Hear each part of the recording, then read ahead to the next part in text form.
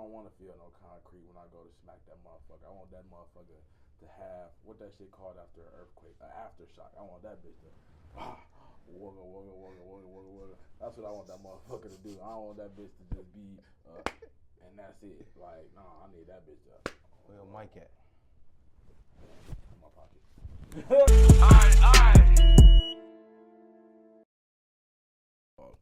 So you prefer a natural woman, but you don't mind the BBL? Yeah, I don't mind it, but I want it to look natural. Like I'm not one of them that, I don't want to be walking around with Mrs. Potato Head, where you could tell they took all of these parts and then just slapped it into one body though. Like I want my shit to look like, damn, God took his time with you. That's what I want mine to look like. Growing up grew up in Cleveland, Ohio, on Forest Ave. Is that where are you from? I'm from the suburbs of Cleveland, so the first house I stayed in was on Forest. We stayed there till I was probably like 6, 7 years old. Then we moved to Shaker Heights, and then that was from 2nd to 5th grade. And then 5th grade, we moved to Warrensville, which we stayed for like 10 years. So I claim Warrensville because that's where I jumped off the porch at. So I'm from the suburbs of Cleveland, Ohio. What made you jump off the porch? I wanted to get some money, honestly. Like I told this story multiple times, but when I was a freshman in high school, probably a little bit before that. No, I was a freshman for sure. I had got into it with this girl, and we was arguing, and then this is around the time the polo boots had just went out, and the Nike boots was coming in. So everybody in my class pretty much had the Nike boots on, and I had these old ass polo boots. You know what I'm saying? And that's what she mentioned when we got into it. You feel me? Like, nigga, shut up. That's why you got them old ass polo boots on. So what I do, as soon as school let out, I call up my people, you feel me? Let me get this, let me get that. And then I started trapping from there. And then that led to a slew of things. I was the cool guy. I'm making all of this money. I'm meeting these girls here, meeting these girls there. I'm getting mixed up in street shit. I'm toting guns now because now since I'm getting money, I got something to protect. And then, here we are. I'm 27, so a little bit over a decade later, I'm a 3-time convicted felon, got shot when I was 17, and yeah, that's the results of that shit. But to answer your question, I wanted some money. When you were 17, did you feel like people didn't take you seriously because of your age in the drug game, street game? Hell no, because me, I always been mature for my age, so I ain't never felt like I was taken as a joke, even though I did do a lot of stuff to like prove myself and had this bravado and maintain this image. I don't think nobody ever really looked at me as a goofy, but it's like, if you do, nigga, I'm about to remind you. So nah, ain't nobody never not took me seriously. Like I always been mature, always knew how to articulate myself, and before I jumped off the porch, I always been smart academically. So here we go, somebody that is not only book smart, but now I'm getting intertwined with these people and becoming street smart. So I was green at first, but it don't take a lot to get adjusted to the streets. Close your mouth, handle your business, and nigga, if you gotta take it there, take it there. It ain't much to, get acclimated to. Your last interview, how did you meet that crew? Are they from Cleveland, Ohio? Yeah, shout out to the pull-up experience. In 2024, I went on this spurt, I want to say, or this era of networking. I knew that it was more out there for me than what I was exposed to, so I made it my business to go to all of these different events and network with people and expose myself to different people. And then I ended up meeting Brandon. I think I met Brandon first.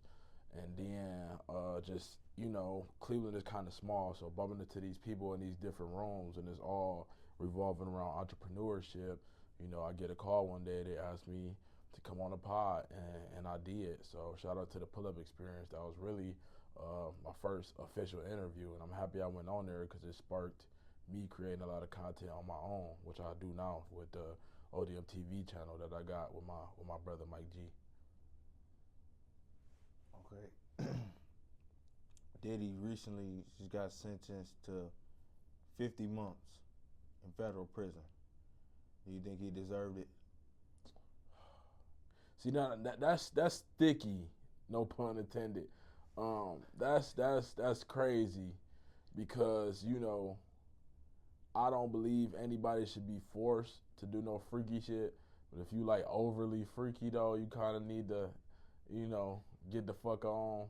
So out of all of them charges that he got, he was only charged with, I think I'm gonna look it up later so I get the exact terms. But they basically were saying that he solicited prostitution and he basically flew a girl out for the purpose of sex, which made it trafficking and all of this other shit. But all of this gruesome, heinous, over the top, freaky ass shit that he was accused of, he didn't even get officially charged with it. Like, he didn't get sentenced for that. So I don't believe he needed to spend 5 years in jail, especially after he'd already been in there, I want to say a year and some change, all of that for participating in grown-up activities. I don't think it should be trafficking if you fly a girl out. You know what I'm saying? So, no, I don't think he deserved it. But on the other hand, I feel like it's a lot of shit that we don't know about that this could probably be karma for. So I don't wish jail on nobody. So, no, I don't think he deserved it. But he might deserve some other shit that we don't know about. Do you think all the people that was involved or they might have seen these things at these parties, you think they should be held to the same standards, jail time, huge fines, etc.? Yeah, so that's a tricky question for me because, I kind of come from a street background. So, my ego to say if you ain't get caught, you don't deserve a motherfucking thing.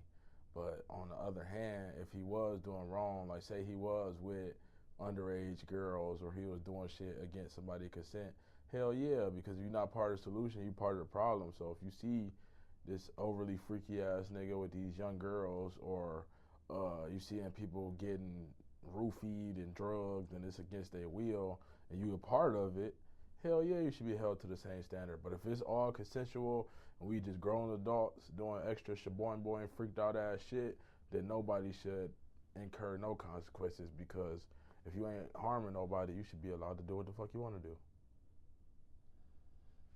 They say Diddy's assistant had, they always told everybody to keep Diddy high.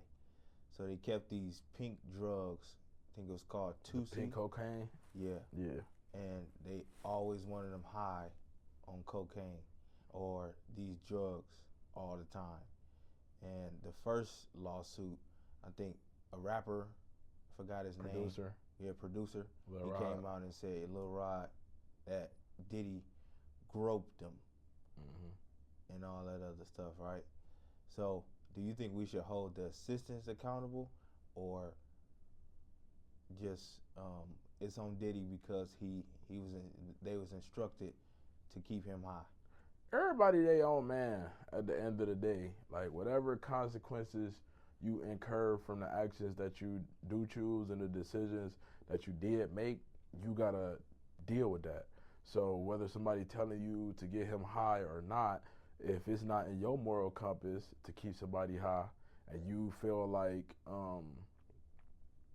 you gotta listen or you're gonna be removed from the situation, you think your job is in jeopardy for you doing something that's morally wrong, you selling your soul.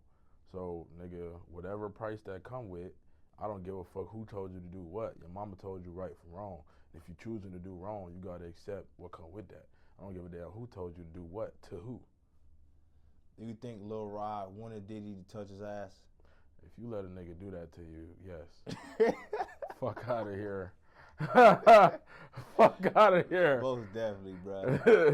Nigga can't just touch your ass. Nah, bro. That's something to die over. That's something to die over. I'ma die. Nigga ain't taking my butt. All right, thanks for stopping in, Tae OutDaMudd. What you want to leave the people? Y'all check out ODM TV at Tae OutDaMudd, TaeOutDaMudd. I got multiple quality products coming.